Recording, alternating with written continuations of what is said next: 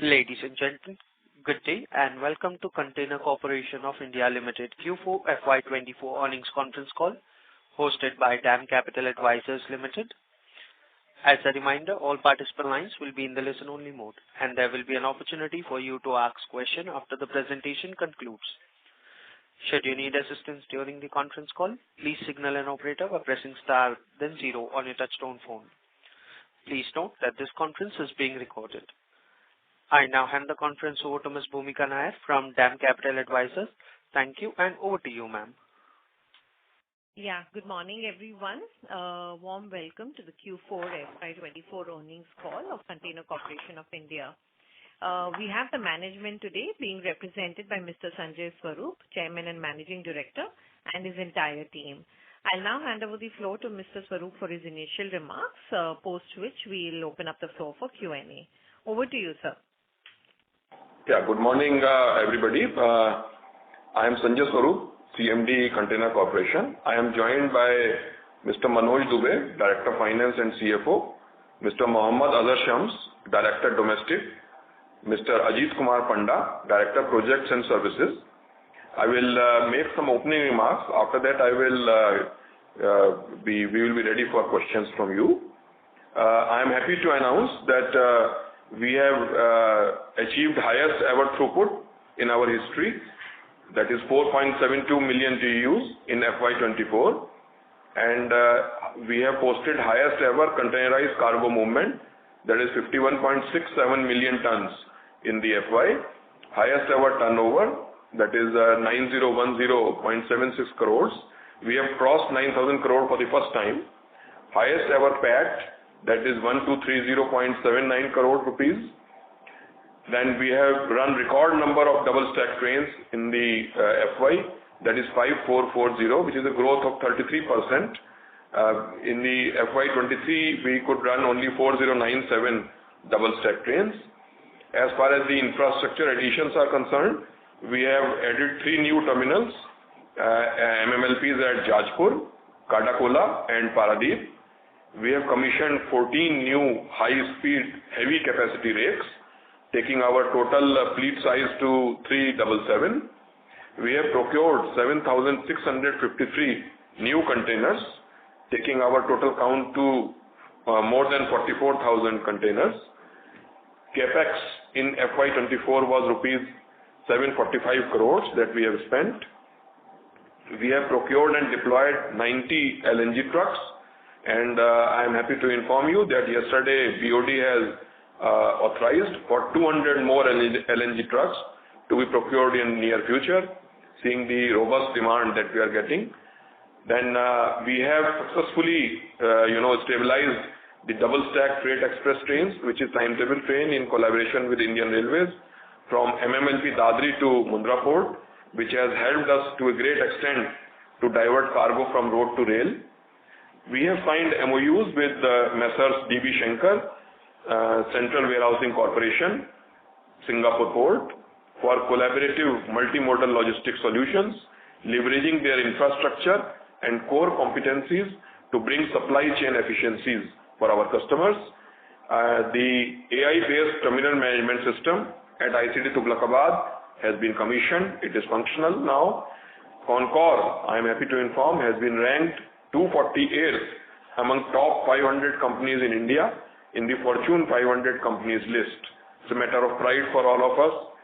Focus area of company remains total logistics solution to customers, business solution including warehousing and FMLM, and green and sustainable logistics towards fulfillment of ESG norms. I would like to give guidance for FY25. EXIM, we are hoping 15% growth. Domestic, we are hoping 25% growth. That makes overall 18 to 20% growth in FY25. The company is quite bullish on growth. We have strong commitments and support from our customers. The drivers for growth in this financial year will be bulk cement in tank containers, which is a new product that we are going to launch. Then we will be running double stack trains to Varnama near Nhava Sheva very soon, and we are expecting sizable additional business at our new terminals. These will be the three main engines of growth in this financial year. As far as capex budget is concerned, now we have finalized the capex budget of 610 crores, primarily centered at wagons, containers, and rolling stock, etc., development of terminals, land procurement for terminals, and IT. Of course, we will be conducting a mid-year review of the capex, and if requirement is more, we will be allocating more budget for capex. So these are the initial remarks. Now we are open for questions from you. Thank you very much. We will now begin the question and answer session. Anyone who wishes to ask a question may press star and one on their touchtone telephone. If you wish to remove yourself from the question queue, you may press star and two. Participants are requested to use handset while asking a question. Ladies and gentlemen, we'll wait for a moment while the question queue assembles.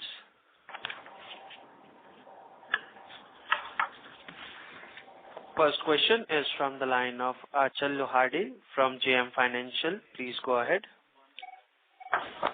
Yeah, good morning, gentlemen. Thank you for the opportunity. Can you help us with sorry, I missed the initial part with the originating volume for the fourth quarter and for the full year, sir?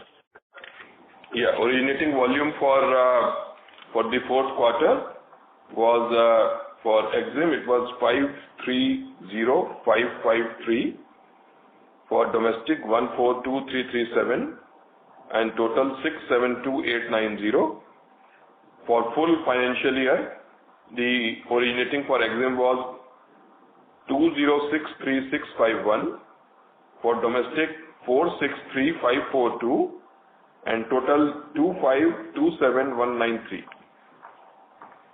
Understood.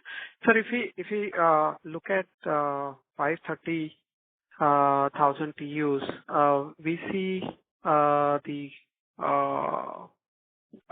growth is about 9%, but on a low base. So if you could help us understand in terms of the market share for the fourth quarter and for the full year in the EXIM and the total as well, sir? I don't have numbers for the quarter, but for full year I can give you the market share. EXIM, it has been around 55 to 56%, and domestic it has been around 67 to 68% for the full year. And if you could help us with FY23 as well, in the same fashion, sir? FY23 market share in EXIM was 58%, domestic it was 73%. Understood. And just one more question with respect to EXIM 15% growth. How do we look at this? This is the handling volume you're talking, hence the originating volume growth will be 8-9%. Is that a fair assumption, or you think originating will also grow in the same fashion? Originating will also grow in the same fashion. We are expecting good volumes because the movement is almost stabilized in geopolitical situations.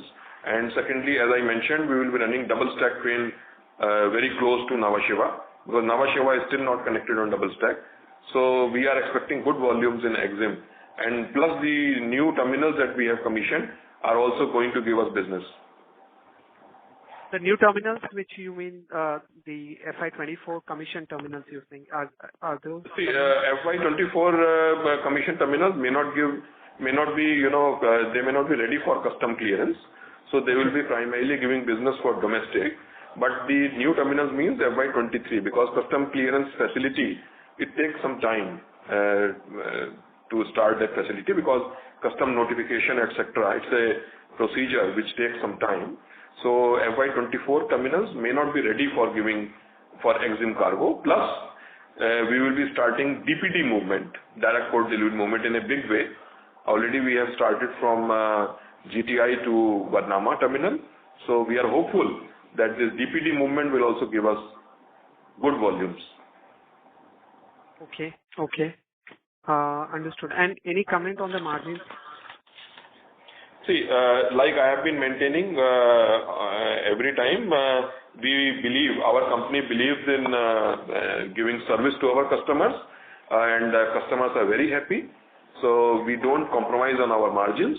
and our margins, EBITDA, which is in the range of 25%, we are very confident that we will be able to maintain the 25% EBITDA in this financial year also. Got it. And just one clarification, if I may, sir. First mile, last mile, what is the mix for the EXIM for the quarter and for the full year, sir?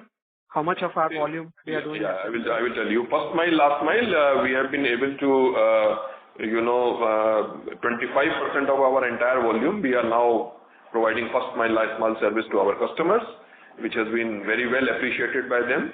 And our target this year is 50%. And by next year, that is FY26, we are confident of reaching this number to 80 to 85% of our total volume. We will be providing first mile, last mile. That is the roadmap ahead. And this would come at a lower margin relatively, right, sir? I am happy to share with you that this is also giving us handsome margins. Yesterday only we have calculated around 25% margin we are getting on this movement also. Perfect. This is very helpful, sir. I'll fall back in the queue for further questions. Thank you so much. Okay. Thank you. Next question is from the line of Ms. Bhumika Nair from DAM Capital. Please proceed.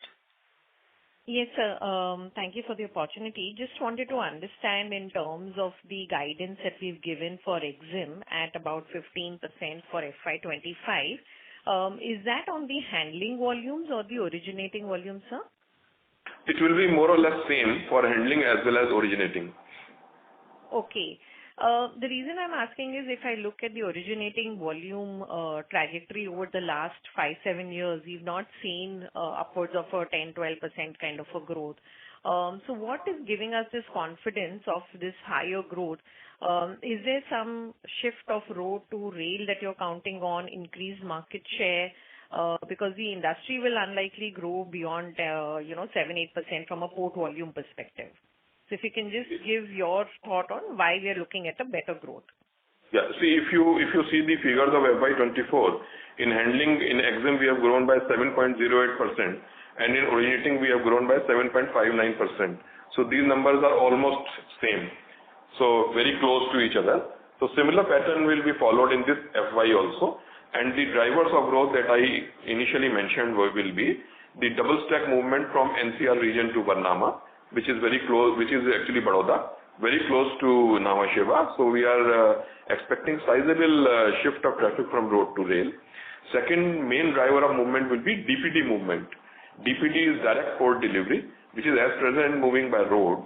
So we are shifting it to rail, and we have been successful in doing it in the initial month of this financial year.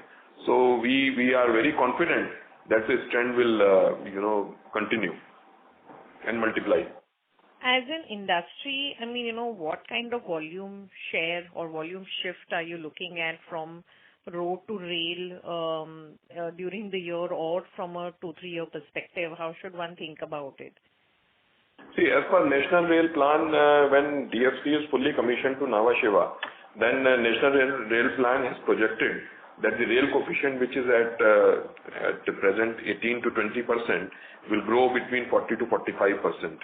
So that has been slightly delayed, DFC commissioning. So we are very confident that maybe if you see a perspective of some 4 to 5 years, we should have a very good rail coefficient at ports, which may hover around 35 to 40%.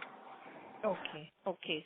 So my second question was on the last mile connectivity that you talked about, that we're increasing the target to 50 and 80%. Would that be for both domestic and EXIM or largely domestic volumes? First mile, last mile is both for EXIM as well as domestic. Okay. And just lastly, if I can get the empty running charges for the quarter and for the full year, sir. I can give you for the full year right now. For EXIM, it was 129.6 crore rupees.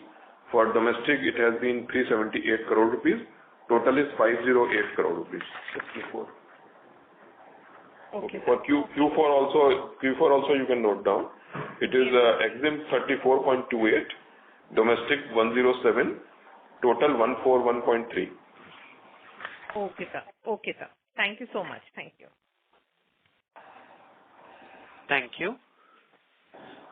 Next question is from the line of Priyank from BNP Paribas. Please proceed. Yes, thank you, sir, for the opportunity. So my first question is regarding the land license fee. So in your press release, it is written that the Tughlakabad demand by Indian Railways at around 680 odd crores.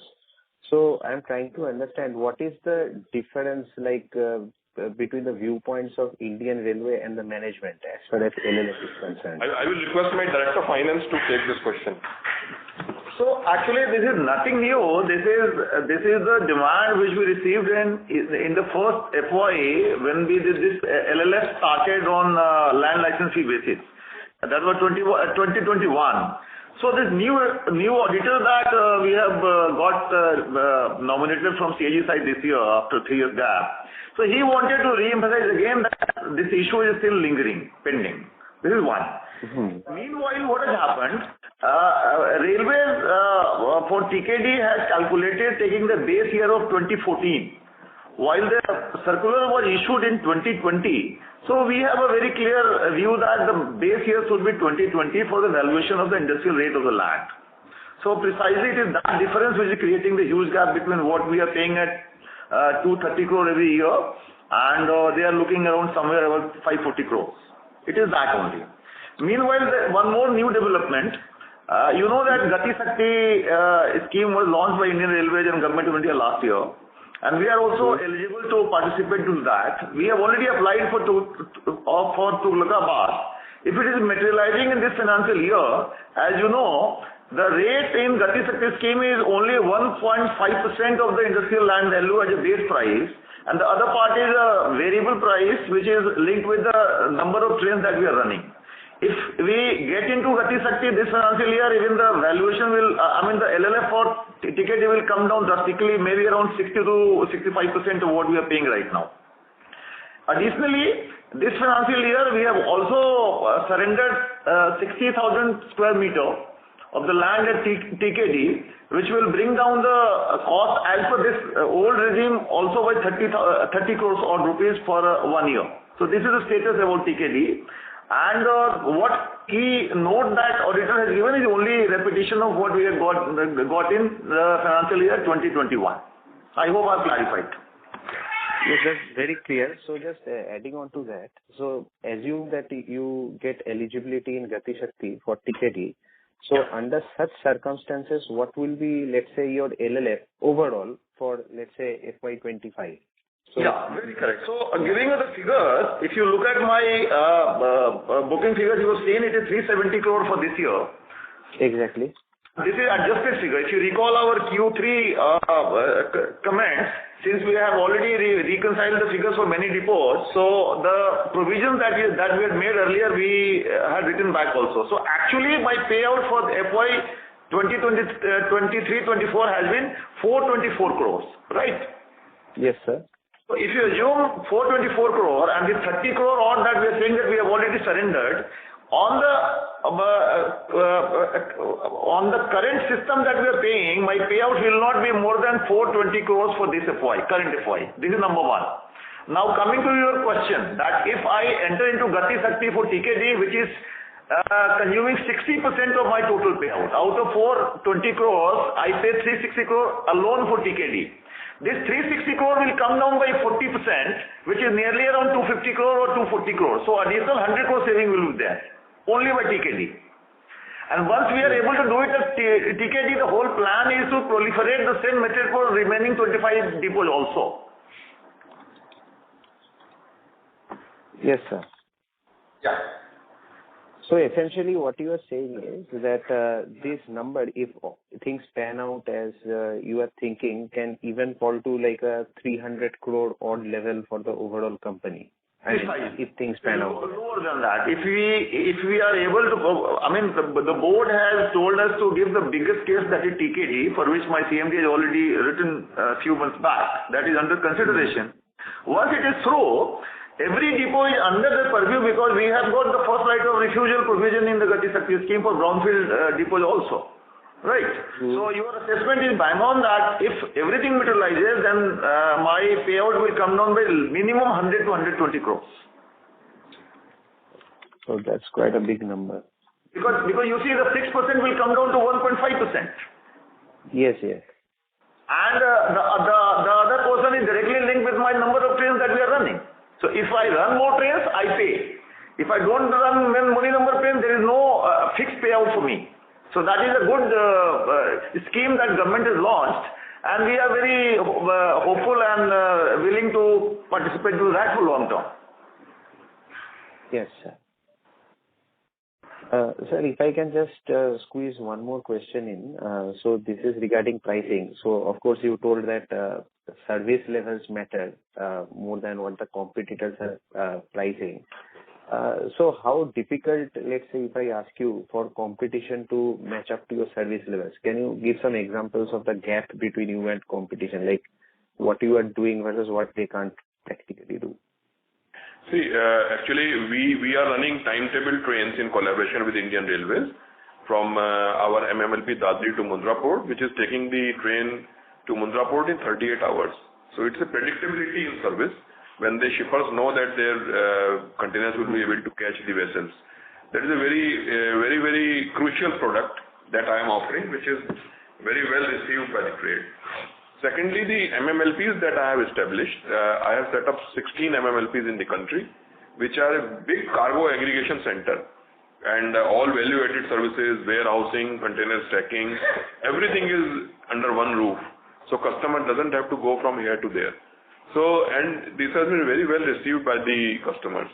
Third and very crucial fact is the IT-based solutions, IT-based services that I provide to my customers, which is very well patronized by them. And I have started a logistics app through which customers can book their cargo for first mile, last mile through reverse auction, very competitive rate and efficiently. And I have also started AI-based system at Tughlakabad for terminal management. It's a pilot project. It is working very well. I plan to slowly replicate it to other terminals also. So all these things and the customer connect that my people have, that also plays a very important role. We have been a trusted logistics partner for our customers for last more than 30 years, and customers are very happy with our services. In fact, wherever I myself and my directors, whenever we go on a field visit, we always make it a important point that we will meet our customers. So all these things over the years, they have developed a feeling of trust and faith, which keeps them from not moving anywhere else. Yes, sir, that's great to hear. That's all from my side. I will get back in the queue, sir, for further questions. Thank you. Next question is from the line of Rohit Maheshwari from Tata AIG. Please go ahead.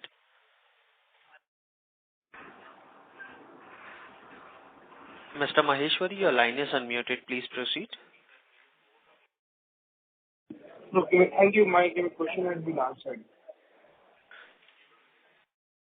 Sorry, sir, you're not audible clearly.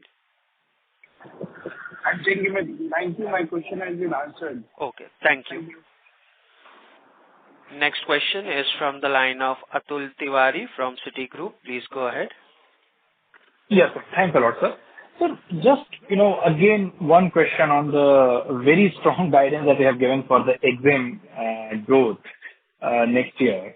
So, could you give some more color how the lead distances will change? I mean, is it mostly the short distance cargo that you are planning to bring from roads to rail, which will drive the growth? And will the revenue also grow in the same ratio, 15% year on year, or the revenue growth will be lower than 15%? The lead will be more or less the same. Like if you see last year, our lead in EXIM, it has grown from 670 kilometers to 712 kilometers, which is 42 kilometers growth, which is quite a good number. So lead will continue to be around 712 or 720-25. So that will be the lead that will be maintained in this financial year also. And as far as the revenue growth is concerned, we hope to have a good revenue growth also. At the moment, we can say that it will be almost same. Because if you see revenue growth this year in physical as well as revenue, they are almost matching. Okay. And so my final question is on the pass-through of haulage charges. So how is the pricing environment, and if there is any hike, etc., do you expect to completely pass it through, or you're still kind of absorbing some of the impact? See, railway has actually that busy season surcharge that they introduced from October. In EXIM segment, we have passed through the entire amount. In domestic segment, we have passed strategically. We have not passed everywhere. Depending on the stream, depending on the capability of the customers to absorb that that hike, we have strategically passed. So it is not that everywhere we have passed just like that. Okay, sir. Okay, thank you. Thanks a lot. Thank you. Next question is from the line of Pulkit Patil from Goldman Sachs. Please go ahead. Sir, thank you for taking my question. Sir, I'm unable to understand that if originating and handling volume growth is going to be same, are we saying we are not going to be increasing double stacking? Because our understanding was, and correct me if it was wrong, is that as the impact of DFC becomes more prominent, double stacking will be a larger part, volumes would be broken at multiple areas, in which case the growth in handling should ideally be higher than growth in originating. So how come your guidance is actually talking about similar growth in both of the segments? That's question number one. So you see, Pulkit, if you see the growth in this FY in ISO, we have grown by handling has grown by 7.08%, whereas originating has grown by 7.59%. So they are not exactly the same number, but more than 7%, they are very, very close. So I told that percentage-wise, because handling has got a bigger base, almost, originating is almost 70 to 75% of handling. So numbers will be more or less hovering around the same quantity. So it may not be exactly same, but as you see in this financial year also, we have done record double stacking. Still originating and handling are almost very close to each other. So similar has reduced because Dadri has gone. So these things will be almost around the very close numbers, both of them. Sure, sir. So my second question is on the overall guidance. I think a few of my other participants also asked this, that when we look at the last 4 or 5 years, our growth has not really been as strong. Now, obviously, the guidance you've given is super strong. Just a sense of whether global trade is looking so good, there's no impact of Red Sea whatsoever. Just like the underlying what you see in terms of what drives such strong demand in terms of the guidance that you've given.